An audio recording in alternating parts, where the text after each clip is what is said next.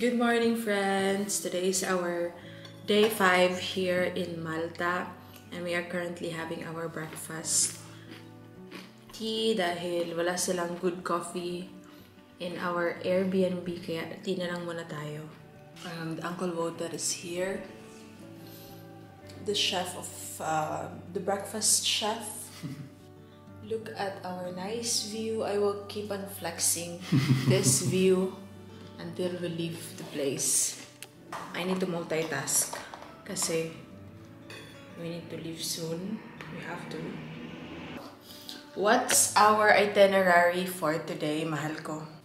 So our itinerary for today is first we will go drink some coffee.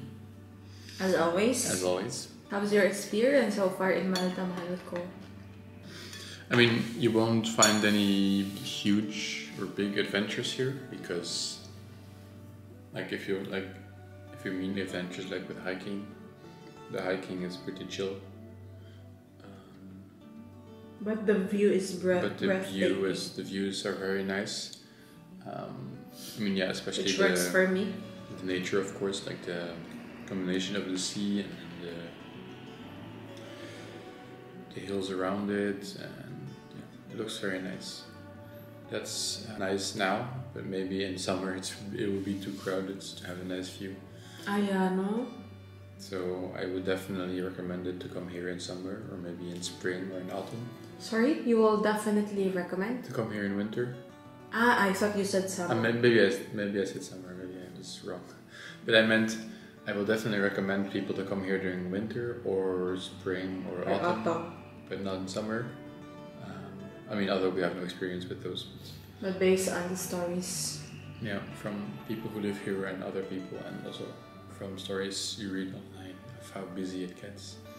And then now, for example, where we wanted to hike yesterday, it starts at a parking spot, and there was space there. And then in summer, there's no chance that there's space there unless you're there at like 7 AM or something.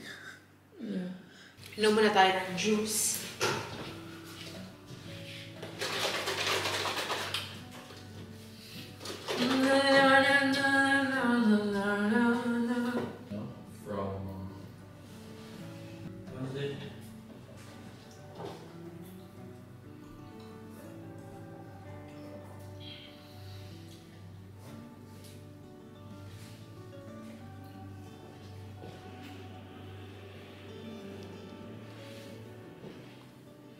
My husband, the busy man.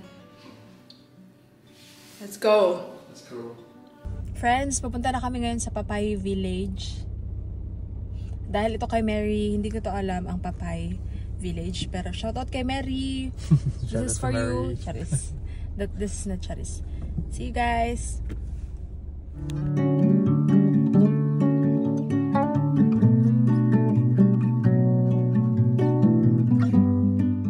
Andito na kami sa Papay Village. Pero naka-ano na siya, oh. Bakuran. Awa.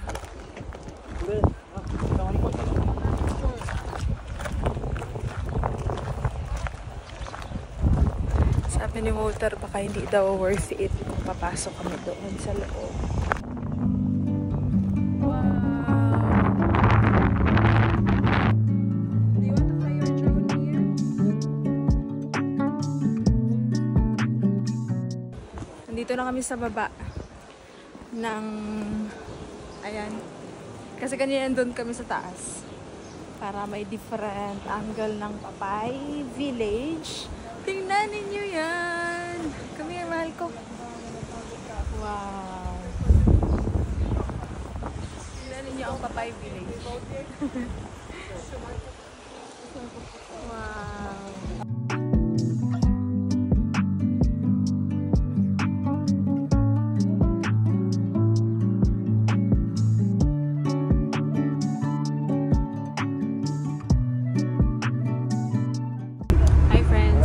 Sa ferry as what you can see and you can hear. Papunta na kami sa Blue Lagoon. Pero we only have 3 hours to enjoy it. Less than 3 hours.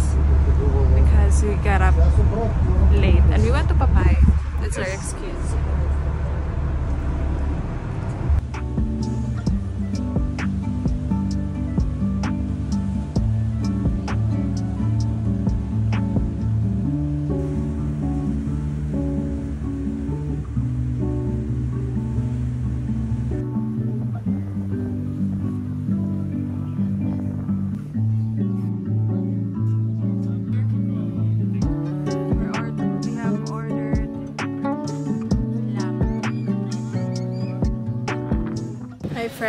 friends, nandito na kami sa Blue Lagoon and magsaswim kami ni Uncle.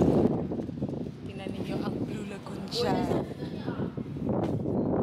Medyo windy lang kasi hindi ko ginagamit ang microphone, pero let's go! Let's go! My swimming body.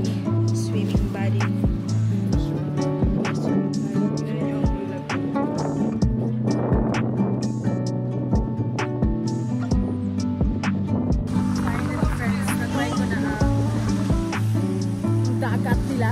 Napakalamig naman talaga.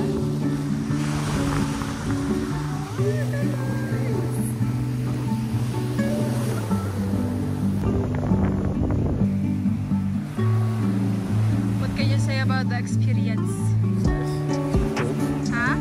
It's nice. It's a bit cold. It's cold. Okay, it's time for me to swim now.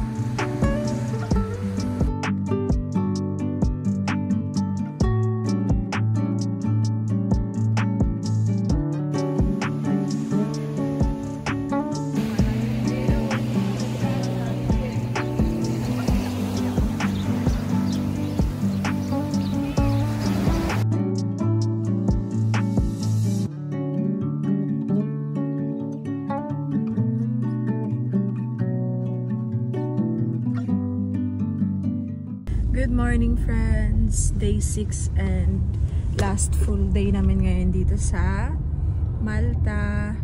Kagabi, may pa-dinner sa amin si Joanna at si Vanessa sa kanilang place. Thank you guys. Thank you sa lami na dinner. May mga Filipinas sila na dito nakatira sa Malta. Dito na sila nagtatrabaho. At ngayon, pupunta na kami dun sa kanila kasi kasama namin sila sa adventure namin today. Sa coffee adventure. The weather is not so nice because it's very windy today in Malta. So, I don't know. We don't know yet what our destinations are for today. Right, Mahal? No, we have some ideas. We have some ideas, but number one is to get a coffee. Yep. Because we ate breakfast but without coffee. So, first things first. Hi vlog! Humanamig kape. We did not show it to you. Kaya we're busy with our check. Everybody! Friends, we're here na sa Marsas Look. Ganito nagtagok-tago kanina, oh.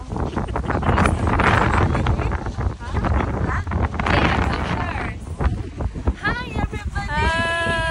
Hi! Joanna ang tagiya sa Musta.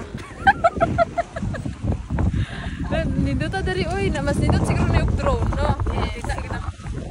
Pero guys, lamig lang yun siya, guys, naka-ano tao? Summer outfit. Summer outfit. Let's go!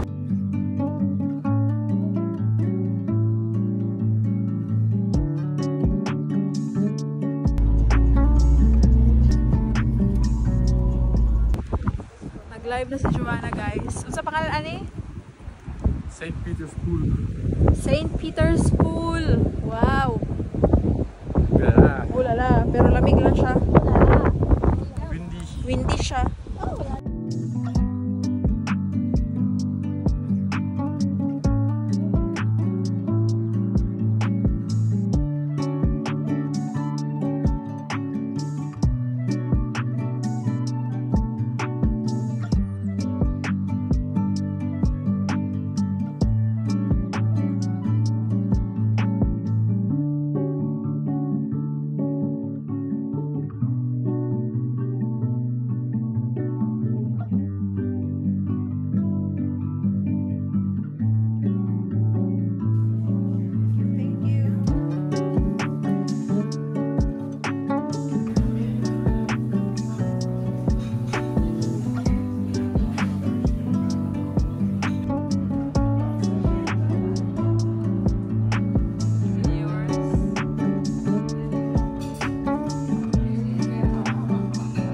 Dito na kami ngayon sa rental car at isinauli na namin ang car. At dahil Filipino yung nandun sa, or nag-check sa mga cars, wala kaming binayaran. Pero ngayon lang namin nalaman na kapag nagre-rent ka pala ng car, nasa terms and conditions nila na dapat hindi ganun ka madumi ang sasakyan inside and outside. Otherwise, magbabayad ka ng around 35 euros. Tapos dahil kababayan natin, wala kaming binayaran, pero nagbigay lang kami ng pangmerienda nila or ng isang Filipino. So ayun ha, kapag magre-rent kayo ng car, keep it clean dapat. 40 euros lang ang rent sa car for 1 week, pero ang penalty mas malaki pa. Kaya be careful.